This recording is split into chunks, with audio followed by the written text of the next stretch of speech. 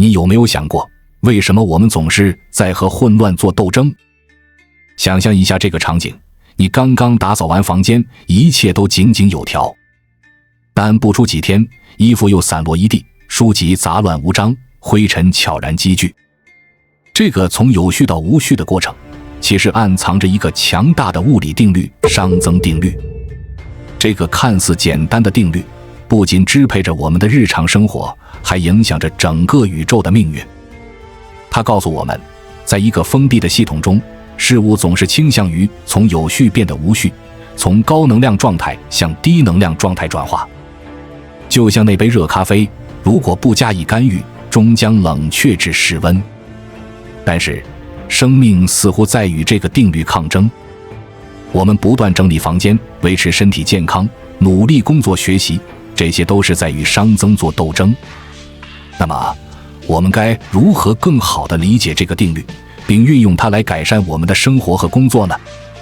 让我们从熵增定律的起源说起。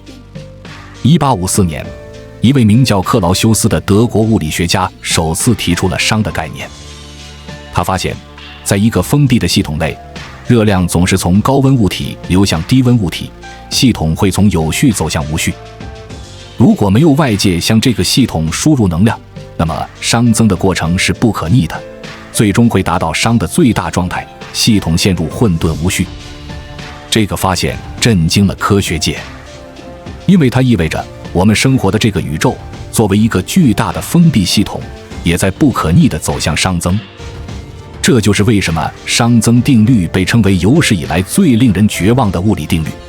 它预示着宇宙最终可能会走向一个被称为热寂的状态，所有能量均匀分布，再也不会发生任何变化的死寂状态。但是，绝望中往往孕育着希望。正是因为理解了熵增定律，我们才能更好地珍惜生命，创造价值。因为生命本质上就是一个对抗熵增的过程。让我们来看看一些企业家是如何运用熵增定律的智慧来经营他们的公司的。亚马逊的创始人杰夫·贝索斯曾在1998年的致股东信中写道：“我们要反抗熵 ，We want to fight entropy。”这句话道出了亚马逊持续创新的秘密。贝索斯深知，如果企业停滞不前，就会被熵增吞噬。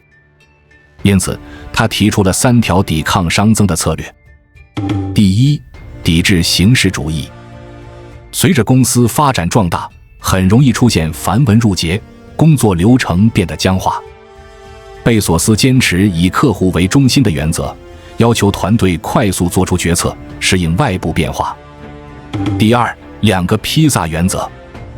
亚马逊虽然拥有60多万员工，但大多数团队都不超过10人。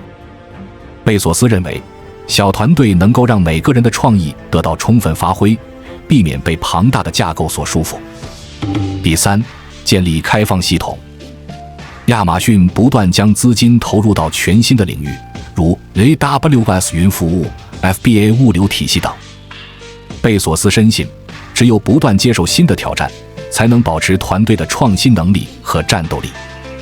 这些策略帮助亚马逊完成了3次颠覆性的跃升。首先颠覆了传统书店，继而超越沃尔玛成为零售巨头，最后在云计算领域独占鳌头。亚马逊的成功证明，只有不断对抗熵增，企业才能保持持久的生命力。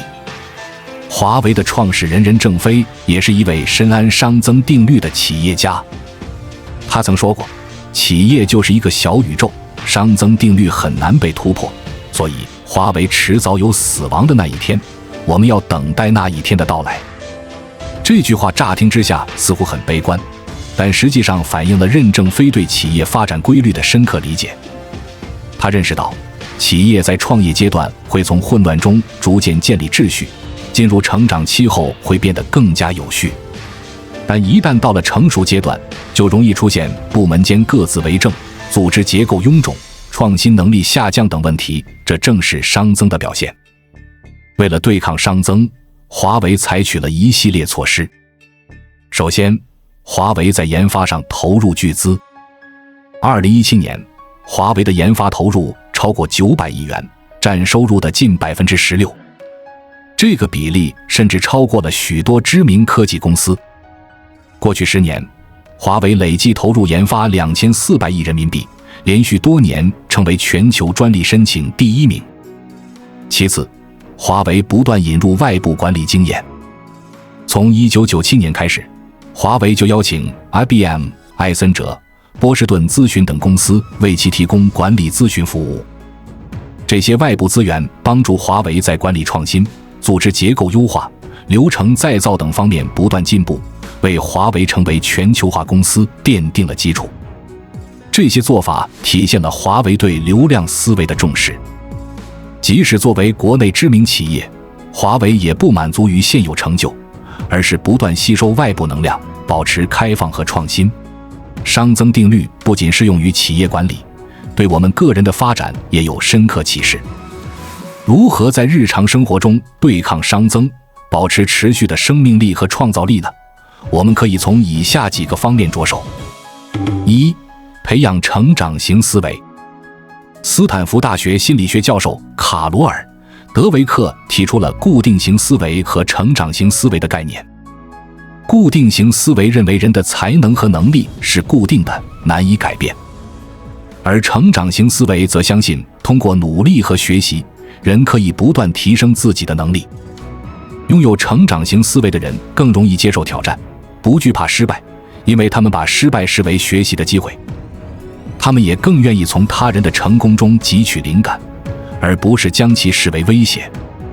这种思维方式能够帮助我们保持开放的心态，不断吸收新的知识和能量，有效对抗熵增。培养成长型思维需要我们改变看待失败的方式，将其视为学习机会而非能力的证明。我们还应该关注过程而非结果，注重努力和进步，而不仅仅是最终的成绩。主动寻求反馈和批评，保持持续学习的习惯，都是培养成长型思维的有效方法。记住，当面对困难时，告诉自己我还没有掌握这个技能，而不是我不能做到这个。2、建立流量思维。流量思维强调与外界进行能量交换，而不是固守现有的存量。拥有流量思维的人更愿意投资自己的学习和成长，尝试新的工作岗位或行业，与优秀的人深入交流，分享自己的知识和见解。相比之下，存量思维的人则更倾向于保守现状，害怕改变和风险。然而，正如柯达公司的例子所警示我们的，过分依赖现有优势，忽视外部变化，最终可能导致企业的衰败。在我们进一步探索之前，我们有一个激动人心的消息要告诉大家，我们已经开通会员功能了。现在您可以加入我们的会员大家庭，享受会员专属影片和更多独家内容。别忘了关注才知道，并点击小铃铛，我们将继续揭示更多关于金钱的真相，助你迅速实现财务自由。建立流量思维需要我们保持开放和灵活的态度。我们应该不断学习新知识，接受新挑战，与他人交流合作。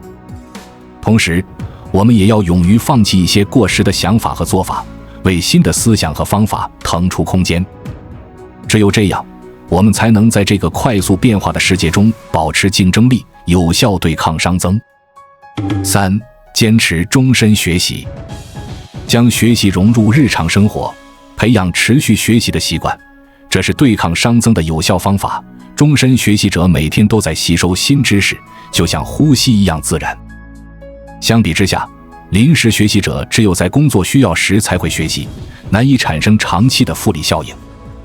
同样重要的是保持对世界的好奇心和探索欲。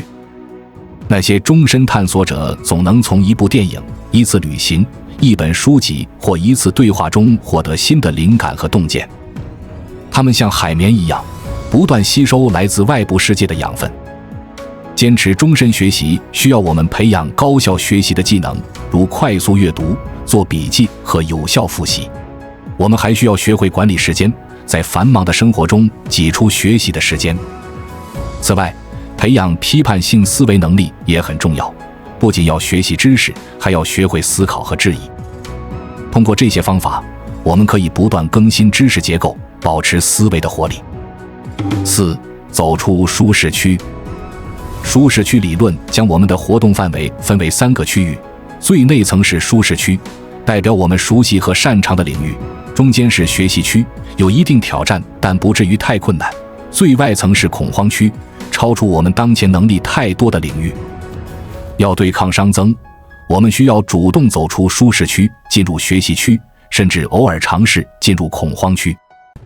因为在舒适区内，我们虽然感到安全，但学习和进步的空间有限。只有在面对挑战时，我们才能真正成长。走出舒适区可能意味着接受一个具有挑战性的新项目，学习一项新技能，尝试一种新的工作方式，或者甚至改变职业方向。虽然这些挑战可能会让我们感到不适和焦虑，但它们也为我们提供了成长和学习的机会。重要的是要找到一个平衡点，在挑战自我和保持心理健康之间取得平衡。5. 追求颠覆式成长。个人成长通常遵循 S 型曲线，开始时进展缓慢，然后快速上升，最后趋于平稳。但真正的颠覆式成长要求我们在完成一次 S 型曲线后，主动开启下一次曲线，不断突破自我。这就像乔布斯用 iPhone 颠覆了自己创造的 iPod 一样。当我们达到某个领域的巅峰时，容易产生惰性，但如果停滞不前，熵增就会悄然而至。因此，我们需要有勇气开启新的挑战，哪怕这意味着暂时的不适应和困难。追求颠覆式成长需要我们具备自我觉察能力、勇气和决心、学习能力和适应能力，以及创新精神和远见。我们需要学会在合适的时机开启新的 S 曲线，并在继续精进现有技能和学习全新技能之间找到平衡。尽管存在挑战，追求颠覆式成长仍然是对抗熵增的有效方法。6. 创造局部的负熵。虽然整个宇宙的熵在增加，但我们可以在局部创造负熵。这种对抗熵增的方法在日常生活中处处可见，也是我们保持生命活力的关键。例如，通过整理房间，我们在这个小系统内暂时降低了熵值。虽然房间最终会再次变得杂乱，但这个过程本身就是一种对抗熵增的行为。同样，通过学习、锻炼、创作，我们也在为自己的身心注入新的能量，创造局部的有序。在工作中，我们可以通过优化工作流程、提高效率来创造负熵。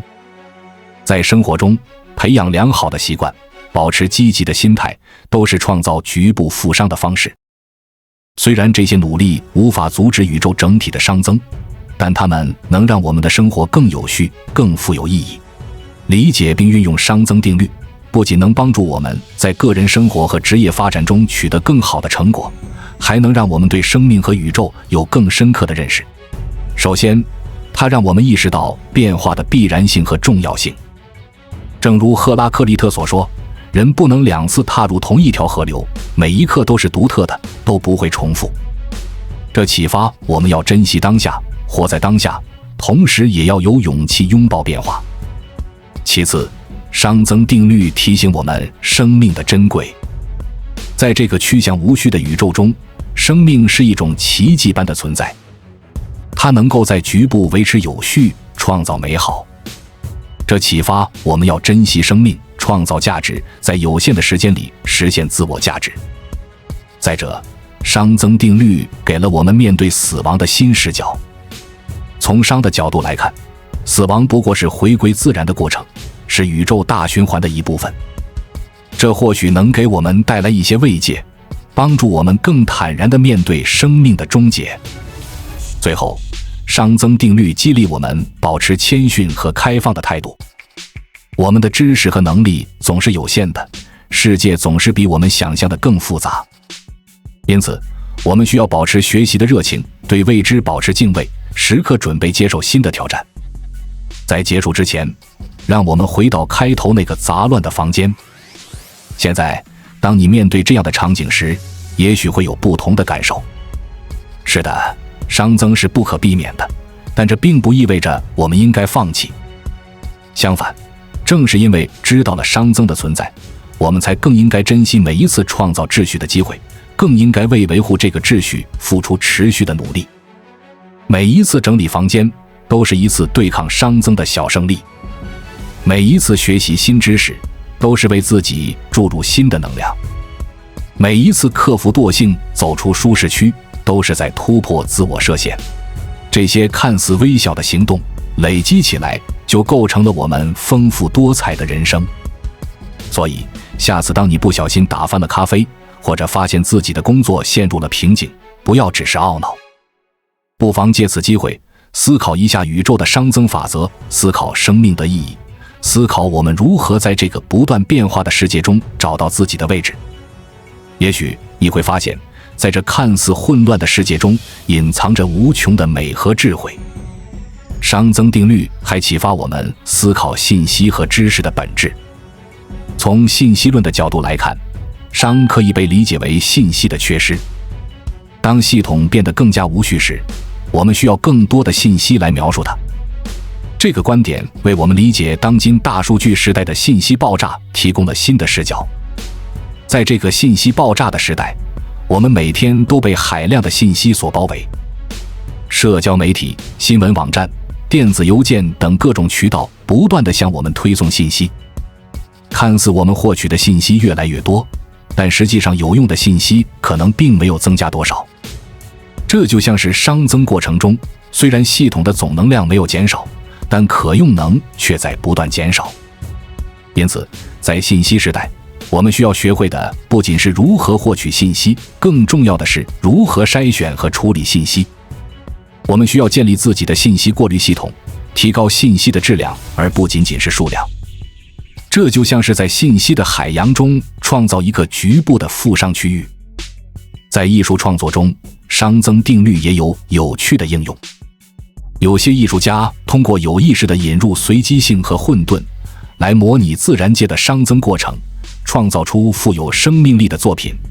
这提醒我们，有序和无序之间的平衡可能是美的一种形式。完美的秩序可能显得呆板，而适度的混沌却能带来活力和新意。这个观点也可以应用到我们的生活中。过分追求完美和控制可能会让生活失去活力，而适度的不确定性和挑战却能让生活更加精彩。这就是为什么我们需要时不时地打破常规，尝试新事物，让生活保持一定的熵。在心理学领域，熵增定律可以用来解释人的认知过程。我们的大脑倾向于寻找模式和规律，这可以被理解为一种局部的熵减过程。同时，创造性思维往往需要打破既有的模式，引入一定的混乱，这又可以看作是一种有意识的熵增。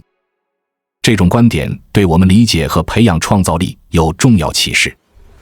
过分依赖已有的知识和经验可能会限制我们的创造力。有时候，我们需要有意识地打破常规思维，引入一些随机性和不确定性，才能激发出新的想法。这就像是在思维中制造一些熵，然后再从这种混沌中提炼出新的秩序。在组织管理中，熵增定律也有重要的启示。一个组织如果没有持续的管理和创新，就会逐渐失去活力，变得混乱无序。因此，管理者的一个重要任务就是不断引入新的能量和思想，保持组织的活力和创造力。这可以通过多种方式实现，例如定期引入新鲜血液，鼓励员工进行跨部门交流，设立创新项目等。同时，也要注意避免过度管理带来的僵化。有时候，适度的混乱可能反而有利于创新。这就需要管理者在控制和放松之间找到平衡，创造一个既有秩序又不失活力的组织环境。在环境保护方面，熵增定律提醒我们关注生态系统的脆弱性。人类活动加速了自然环境的熵增过程，破坏了生态平衡。要维护地球的可持续发展，我们需要采取措施减缓这种熵增，保护生物多样性，维护生态平衡。这需要我们重新思考人与自然的关系。我们不能将自己视为自然的征服者，而应该认识到我们是自然生态系统的一部分。我们的行为会影响整个系统的平衡。因此，我们需要更加谨慎地使用资源，减少污染，保护生态环境。这不仅是为了地球，也是为了我们自己的长远利益。在科技创新领域，熵增定律激励我们不断突破极限。例如，在计算机科学中，我们一直在寻找更高效的算法和更强大的硬件，以处理越来越复杂的问题。这可以看作是一种对抗信息熵增的努力。量子计算就是一个很好的例子。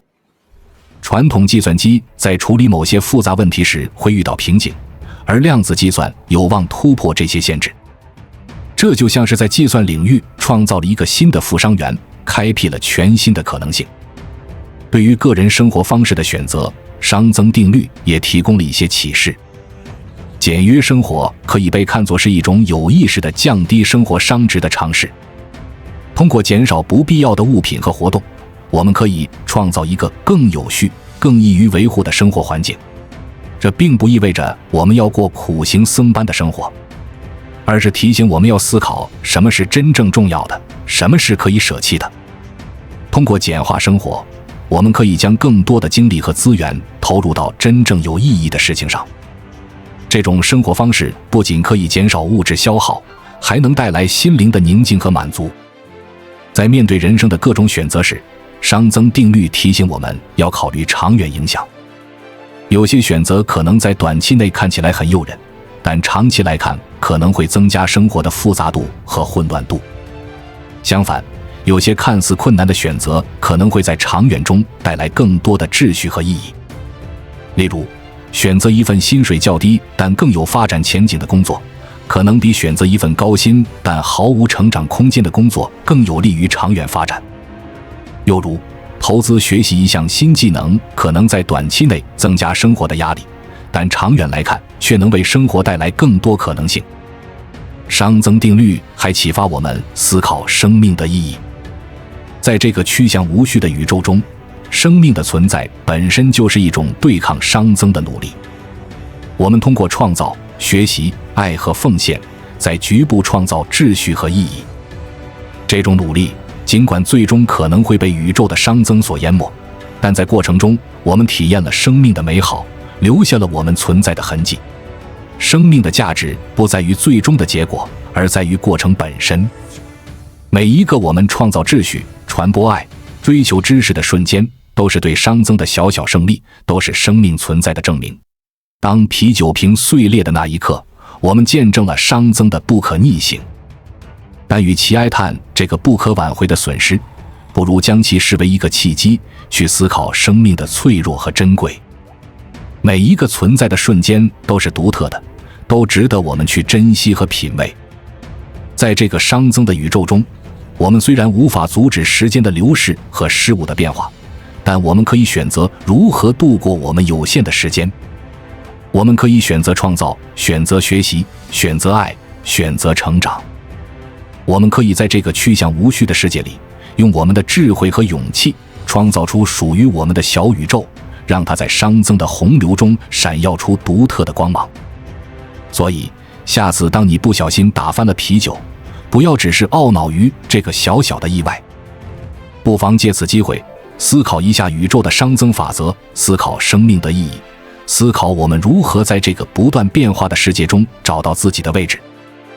在这个充满不确定性的世界里，理解并运用熵增定律的智慧，可以帮助我们更好地驾驭生活，创造价值，实现自我。它提醒我们要保持开放和学习的态度，勇于接受挑战，不断突破自我。同时，它也教会我们珍惜当下，创造美好，在有限的生命中留下我们独特的印记。让我们共同努力，在这个熵增的宇宙中创造属于我们的小小奇迹。因为正是这些看似微不足道的努力，构成了生命的意义，也推动了人类文明的进步。在熵增的长河中，我们每个人都是时间的旅行者，谱写着属于自己的生命之歌。关注我，我是才知道，带你解锁更多金钱的真相。